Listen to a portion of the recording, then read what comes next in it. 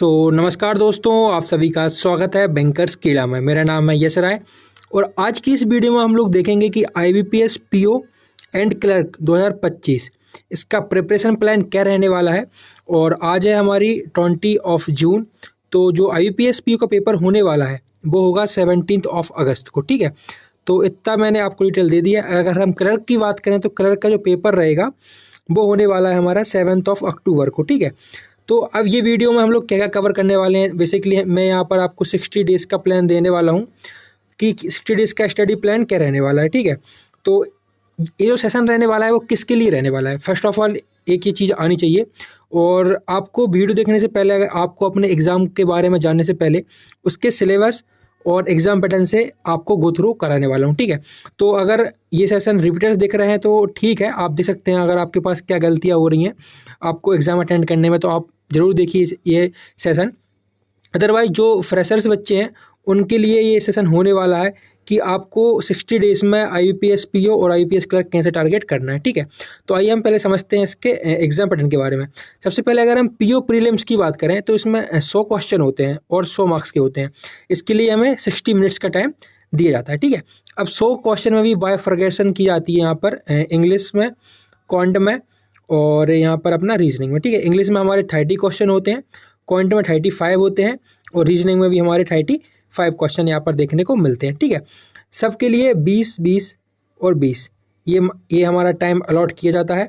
तो ये आपकी हो गई प्रीलिम्स की कहानी। ठीक है, इसके बाद अगर हम मेंस की बात करें तो मेंस में आप PO मेंस में देखेंगे कि 155 क्वेश्चन होते हैं प्लस डिस्क्रिप्टिव भी होती है। तो इसको ओवरऑल अगर हम क्वेश्चन की बात करें तो 200 प्लस 25 मार्क्स, मतलब कि यहाँ पर 225 मार्क्स का यहाँ पर आपको मेंस का एग्ज़ाम जो है देखने को मिल रहा है। ठीक है, अब यहाँ पर क्लर्क प्रीलिम्स की बात करें तो उसमें भी 100 क्वेश्चन रहेंगे और 100 मार्क्स के 60 मिनट्स यहाँ पर दिया जाएगा।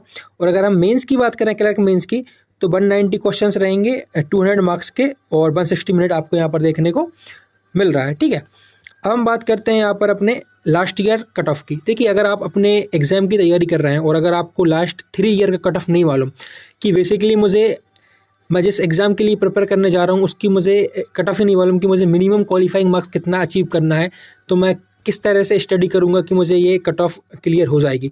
तो अगर हम जनरल की बात करें अगर हम जनरल की बात करें तो देख सकते हैं आप यहाँ पर प्रीलिम्स की 2022, 23 और 24 की कट ऑफ यहाँ पर लगा कर रखी हुई है। 49 थी, फिर 54 हुई, फिर 48 हुई। मतलब अगर मैं इसका आपको ओवरऑल व्यू बताऊँ तो आपको 50 to 60 मार्क्स यहाँ पर अटेंड करने पड़ेंगे जब ये आपको यहाँ पर कट ऑफ क्लियर होगी। ठीक है, देखिए आप सब कहीं देखिए 49, 49, 46, 40, 54, 54, 49, 43, 48, 48। ठीक है, तो कहीं अगर हम बात करें कहीं अराउंड इसके जो कट ऑफ की रेंज है वो आपकी 50 to 55 तक यहाँ पर लाइज कर रही है। ठीक है, तो आपको इतने मार्क्स का टारगेट लेके चलना पड़ेगा कि मुझे अपने प्रीलिम्स के एग्ज़ाम में 50 to 55 कट ऑफ को टारगेट चलना, मतलब कट ऑफ मार्क्स को मुझे बीट करना है। आप यहाँ पर टारगेट 70 और 60 का भी ले सकते हैं, 70 भी अचीवेबल है। ठीक है, अगर आप प्रॉपर स्ट्रेटजी फॉलो करेंगे तो ये भी आपके लिए अचीवेबल हो जाएगा। अब हम देखते हैं कि IBPS PO क्वांट में किस टॉपिक से कौन कौन से क्वेश्चंस आए हुए हैं। तो सबसे पहले अगर हम बात करें डाटा इंटरप्रिटेशन की, जो कि बहुत ही इंपॉर्टेंट टॉपिक रहने वाला है, इसी से भर भर के क्वेश्चन आते हैं। आपको देखिए 12 से 14 देखने को मिले थे 2021 में। 2022 की अगर बात करूँ 10 से 12 आपको 2022 में देखने को मिले थे, और 2023 की बात करूँ तो 12 से 16 आपको यहाँ पर 2023 में देखने को मिले थे। और 24 का भी मेरे पास डाटा नहीं है, बट उसमें भी लगभग 10 to 12 क्वेश्चन आपको देखने को मिले होंगे। ठीक है, अब अरिथमेटिक और डाटा इंटरप्रिटेशन बहुत ही इंपॉर्टेंट रोल प्ले करता है आपके पूरे क्वांट सेक्शन में। देख सकते हैं आप यहाँ पर दोनों से कितने क्वेश्चन यहाँ पर आ रहे हैं। ठीक है, अब फर्दर हम बात करें नंबर सीरीज की तो ये 5, 5, 5। ठीक है, आपको 5 नंबर सीरीज तो यहाँ पर फिक्स रहेंगी। फिर क्वाड्रेटिक इक्वेशन कभी आती है कभी नहीं आती। ठीक है, और ये ओके, तो ये जो हमारा जो पार्ट है बेसिकली 2 चीज़ों में इसने डिवाइड कर दिया, डाटा इंटरप्रिटेशन और अरिथमेटिक को मिला के यहाँ पर आपको 12 से 15 क्वेश्चन देखने को मिल जाएंगे। उसके बाद आपको नंबर सीरीज देखने को मिलेगी 5, 5, 5, फिर क्वाड्रेटिक इक्वेशन 5, 5, 5। ठीक है, अप्रोक्सीमेशन एंड सिंप्लीफिकेशन। देखिए किसी शिफ्ट में आपका सिंप्लीफिकेशन आता है, किसी शिफ्ट में आपका अप्रोक्सीमेशन आता है, तो आप 6 से 7 क्वेश्चन यहाँ पर ही मान के चल सकते हैं। डाटा सफिशिएंसी के 2 से 3 और रेयर। ठीक है, बहुत मतलब इसको आप इग्नोर करके चल सकते हैं क्योंकि इसमें कई बार अरिथमेटिक के भी क्वेश्चन डाटा सफिशिएंसी में आस्क कर लिए जाते हैं। अगर हम बात करें अपने रीजनिंग की। तो रीजनिंग में सबसे ज़्यादा मेन जो टॉपिक का वेटेज है पजल एंड सेटिंग अरेंजमेंट का है। आपको यही करके चलना है। प्रैक्टिस देखिए 15 से 20, 15 से 18, 18 से 20, तो 20 क्वेश्चन आप यहाँ से एक्सपेक्ट कर सकते हैं। अगर हम स्लॉक्स की बात करें तो 5, 3, 5, 3, 4, मतलब स्लॉक्स भी देखिए सबसे ईजी टॉपिक स्लॉक्स ही है, और ये बहुत ही अच्छा मतलब स्कोरिंग टॉपिक है, आप इसको जरूर पढ़ के जाइए। एंड इनइक्वालिटी भी बहुत ही ईजी है, आप इसको भी पढ़ सकते हैं। देखिए आप यहाँ पर स्लॉक से, इनइक्वालिटी से और कोडिंग डिकोडिंग से और इवन अल्फा न्यूरिक से, ये तो पीओ में बहुत कम देखने को मिलती है, क्लर्क में ज़्यादा देखने को मिलती है, बट आप 15 मार्क्स इन 3 टॉपिक से अचीव इजीली कर सकते हैं। ठीक है, फिर रही बात ब्लड रिलेशन की, तो ये किसी एग्जाम में थोड़ा सा कॉम्प्लेक्स प्रॉब्लम पूछ लेता है, तो मैं आपको ब्लड रिलेशन का तो नहीं बता सकता, लेकिन पजल एंड सेट एंगेजमेंट में आपको 2 पजल्स ऐसी मिल जाएंगी जो डूएबल रहेंगी। ठीक है, तो ये रीजनिंग का हो गया अपना। अब इसके बाद हम बात करें इंग्लिश की, तो इंग्लिश में देख सकते हैं आप आरसी का जो मेन वेटेज है वो आरसी का रहने वाला है।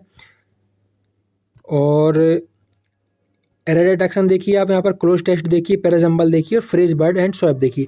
तो सबका मैंने यहाँ पर एनालिसिस करके रखा हुआ है। आप लोग यहाँ पर टॉपिक वाइज वेटेज देख सकते हैं कि किसका वेटेज कौन से ईयर के एग्जाम में कितना कितना यहाँ पर आया हुआ था। ठीक है, अब हम बात करते हैं 8 वीक प्लान की। बेसिकली ये 60 मंथ का स्टडी प्लान है, तो 60 मंथ में 8 वीक होते हैं, मतलब कि एक मंथ में अगर मैं मान के चलूँ तो 4 वीक यहाँ पर हमारे मोटे मोटे तौर पर बन जाते हैं। ठीक है, तो अब हम बात करते हैं यहाँ पर फर्स्ट वीक में आपको क्या करना है। देखिए फर्स्ट 1 से 2 वीक में आपको फाउंडेशन एंड बेसिक अपने क्लियर करने हैं। जैसे कि रीजनिंग की अगर मैं बात करूं तो रीजनिंग में आप देख लीजिएगा कि मुझे पजल्स एंड सेटिंग अरेंजमेंट करने हैं। फिर मैथ में आपके कौन से टॉपिक वीक हैं, फिर अगर आपने मैथ का फाउंडेशन कोई कोर्स ले के रखा हुआ है तो आप उसको कवर करने की कोशिश करेंगे। ठीक है, फिर वीक 3 और 4 में आपको सेक्शनल ड्रिल्स प्लस शॉर्टकट्स। ठीक है, मान लीजिए किसी प्रॉब्लम की करने की 3 यहाँ पर मेथड है, तो आपको बेस्ट मेथड कौन सी है जिससे कि आपका टाइम सेव होगा।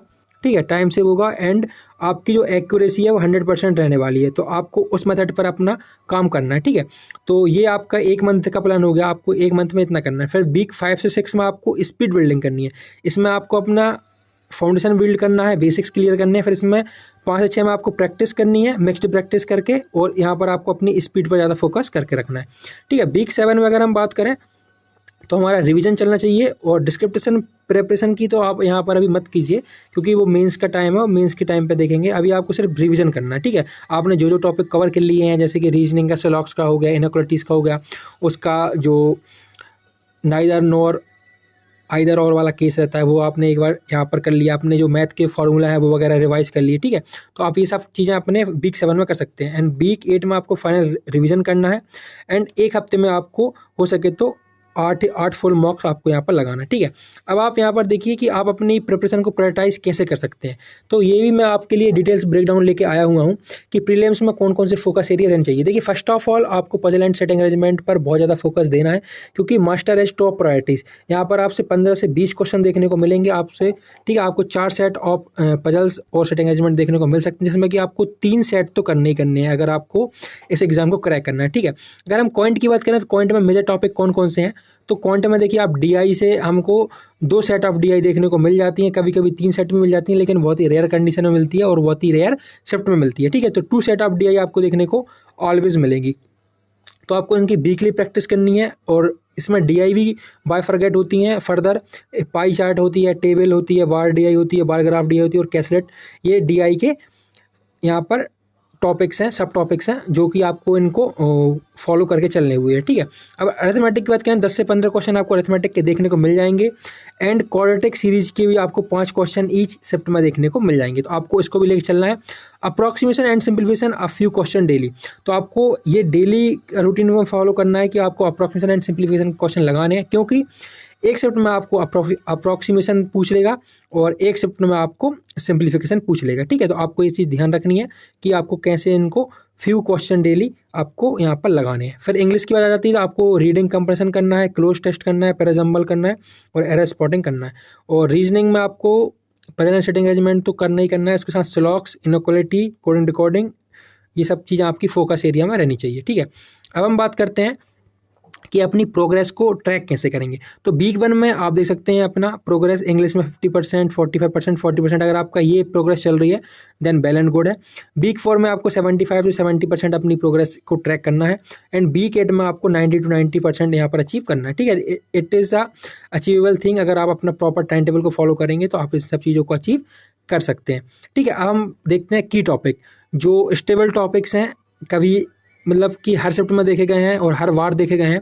देख सकते हैं आप यहाँ पर, ये हमारे स्टेबल टॉपिक हैं जो हमको हर शिफ्ट में और हर ईयर में देखने को मिले हैं। पजल एंड सेटिंग अरेंजमेंट, ये मैं बोलूँगा आपको निचोड़ है। अगर आप रीजनिंग करनी है तो पजल एंड सेटिंग अरेंजमेंट आपको सीखना ही पड़ेगा, ठीक है। डोमिनेंट है, ऑलवेज 15 से 20 क्वेश्चन यहाँ पर देखे गए हैं।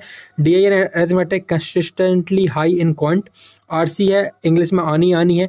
सिंप्लीफिकेशन इन क्लर्क, ठीक है। की स्कोरिंग एरिया, अगर आपको सिंप्लीफिकेशन नहीं आती तो आप इस पर कमांड हासिल कर लीजिए, क्योंकि IBPS क्लर्क में ये बहुत ज़्यादा पूछे जाते हैं। अब फ्लैक्चुएशन क्या क्या है, अप्रॉक्सीमेशन पूछ लेता है कभी कभी क्वाड्रेटिक इक्वेशन भी पूछ लेता है, ठीक है। अब मैं बात बताऊंगा आपको कि यहाँ पर बेस्ट टीचर कौन से हैं। तो अगर मैं मैथ की बात करूं, एक मिनट गाइस, अगर मैं मैथ की बात करूं तो मैथ के लिए तो भाई मेरे फेवरेट हैं कौशिक मोहंती सर, जो कैरियर डिफाइनर पे पढ़ाते हैं। आप कैरियर डिफाइनर की यूट्यूब चैनल पर जाइए तो आपको इनकी वीडियो अच्छी मिल जाएंगी। आपका जितना ही मैथ का कॉन्सेप्ट है वो सारा यहाँ पर क्लियर हो जाएगा, ठीक है। अब मैं यहाँ पर बात करता हूँ रीजनिंग की। तो रीजनिंग में हमारे कौन रहने वाले हैं, रीजनिंग का मैं आपको ऊपर छोड़ता हूँ। रीजनिंग में आपको जिससे करना है करिए। रीजनिंग में क्या है कि एक बार आपने कॉन्सेप्ट को अपना बिल्ड कर लिया, भाई घिसे पिटे टॉपिक है जो सिलॉक्स के, अगर एक बार आपने कॉन्सेप्ट बिल्ड किया, इनइक्वालिटी का कॉन्सेप्ट बिल्ड किया, और जो सेटिंग अरेंजमेंट है इसमें जितने भी टाइप होते हैं, रेक्टेंगुलर, ऑक्टागोन और ये सब, फ्लोर फेस्ड पजल, ये सब चीज़ें अगर आपने एक बार पढ़ ली तो आपको सिर्फ इसमें सिर्फ प्रैक्टिस करना है। प्रैक्टिस जितनी आप करेंगे उतना ज़्यादा आप यहाँ पर परफेक्ट होते चले जाएंगे।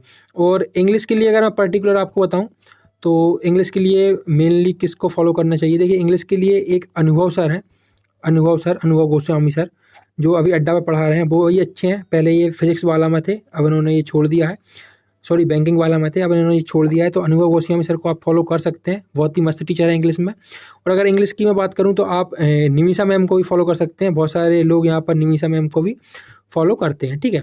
तो अनुभव सर और निमिषा मैम को फॉलो कर लीजिए। तो ये छोटा सा अपडेट था। आप अगर आपको सही लगा हो मेरा ये एनालिसिस तो आप मुझे लाइक एंड सब्सक्राइब कर सकते हैं। Till then keep watching, keep subscribing, keep loving. Radhe Radhe दोस्तों।